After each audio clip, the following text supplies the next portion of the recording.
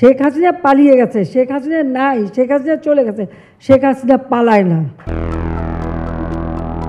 July August আন্দোলনে সংগঠিত মানবতা বিরোধী অপরাধের মামলায় পলাতক ক্ষমতাচ্যুত প্রধানমন্ত্রী শেখ হাসিনার মৃত্যুদণ্ডের রায় ঘোষণা করেছেন আন্তর্জাতিক অপরাধ ট্রাইব্যুনাল।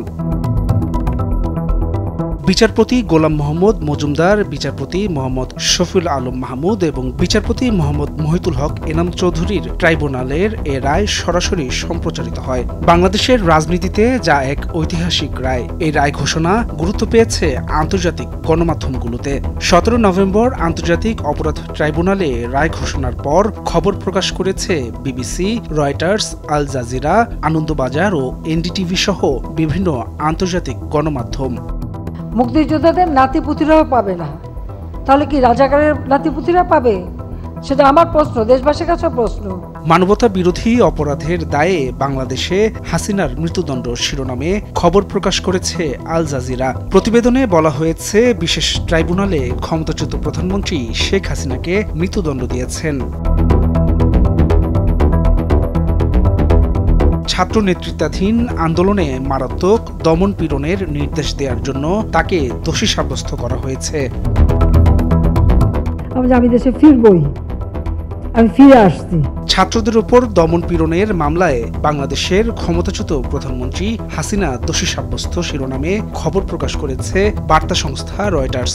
এতে বলা হয়েছে, সোমবার বাংলাদেশের একটি আদালত ক্ষমতাচ্যুত প্রধানমন্ত্রী শেখ হাসিনাকে মানবতা বিরোধী অপরাধের দায়ে দোষী সাব্যস্ত করেছে। ফেব্রুয়ারির শুরুতে অনুষ্ঠিত হতে যাওয়া সংসদ নির্বাচনের কয়েক মাস আগে এ রায় এসেছে।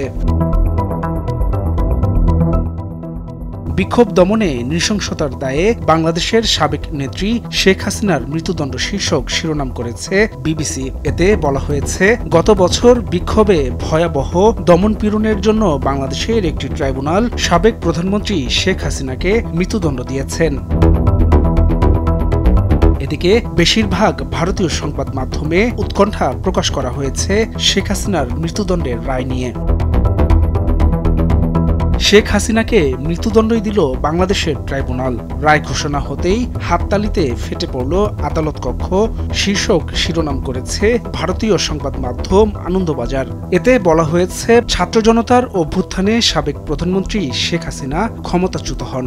পদচ্যুত এই নেত্রীকে গত বছর ছাত্র নেতৃত্বাধীন ওই আন্দোলনের উপর সহিংস দমন পীড়নের নির্দেশ দেওয়ার অভিযোগে অভিযুক্ত করা হয়েছে।